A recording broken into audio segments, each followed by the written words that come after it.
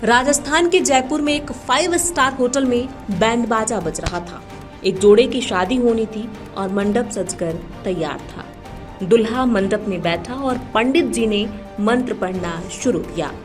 तभी लड़के को अपने सामने कुछ ऐसा दिखा कि उसने न आओ देखा न ताओ, मंडप से उठा और पांव सिर पर रखकर वहां से भाग खड़ा हुआ।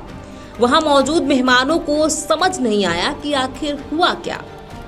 शादी समारोह में प्रवर्तन निर्देशालय ईडी की टीम अचानक बिन बुलाए बाराती बनकर वहां पहुंच चुकी थी।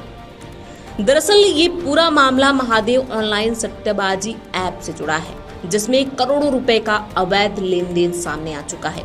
इसी मामले में वांटेड आरोपी सौरभ आहूजा की शादी जयपुर के एक आलीशान होटल में हो रही थी।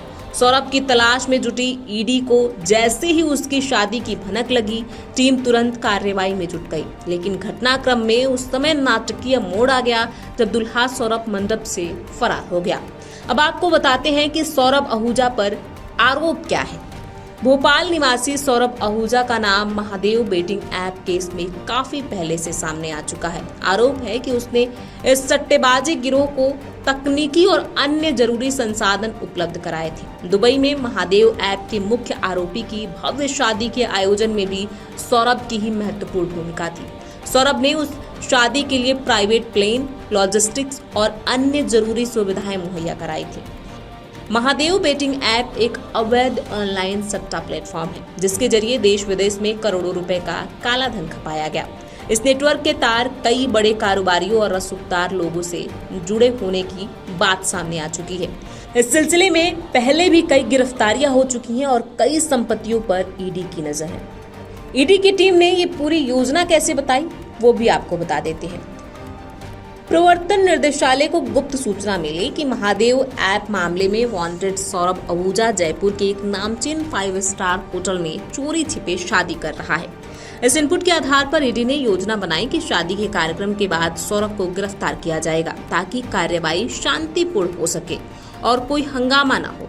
लेकिन जैसे ही ईडी की टीम होटल पहुंची और अपने तरीके से गतिविधियों पर नजर रखने लगी, दूल्हे सौरभ को इस कार्यवाही की भनक लग गई। मंडप में बैठा दूल्हा अचानक उठकर वहां से फरार हो गया। जब तक ईडी की टीम उसे पकड़ पाती, वह होटल के पिछले दरवाजे से फरार हो चुका था। आपको बता दें, इसके साथ 3 और आरोपियों को गिरफ्तार किया गया। हालांकि सौरभ फरार हो गया, लेकिन ईडी की टीम हाथ पर हाथ धरे नहीं बैठी। उन्होंने मौके से महादेव बेटिंग ऐप से जुड़े 3 अन्य आरोपियों को गिरफ्तार कर लिया। ये तीनों उसी शादी समारोह में मौजूद थे और पहले से एजेंसी की रडार पर थे।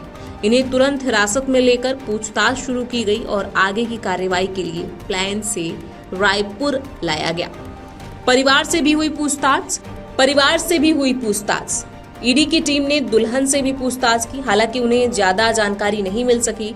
इसके बाद दुल्हा दुल्हन के परिवार के सदस्यों से भी पूछताछ की गई, ताकि सौरभ के संभावित ठिकानों का पता चल सके। फिलहाल एजेंसी की टीमें सौरभ की तलाश में जगह जगह दबिश दे रही है। महादेव ऐप मामला इतना संवेदनशील क्यों है, वो भी आपको बता देते हैं। महादेव ऑनलाइन बेटिंग ऐप घोटाला पिछले कुछ समय से देश के सबसे बड़े डिजिटल सट्टेबाजी घोटालों में से एक बन चुका है। इस ऐप के जरिए न केवल ऑनलाइन सट्टा लगाया जाता है, बल्कि हवाला और क्रिप्टो करेंसी के जरिए काले धन की हेराफेरी भी की जाती है। इस घोटाले में कई फिल्मी सितारे, सोशल मीडिया इन्फ्लुएंसर्स और अधिकारियों के नाम सामने आ चुके हैं, जिनसे ईडी ने पूछताछ की या नोटिस भेजे हैं।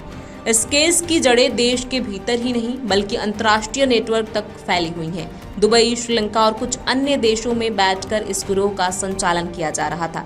ईडी अब तक इस मामले में करोड़ों की संपत्ति जब्त कर चुकी है और जांच लगातार जारी है। अब आगे क्या?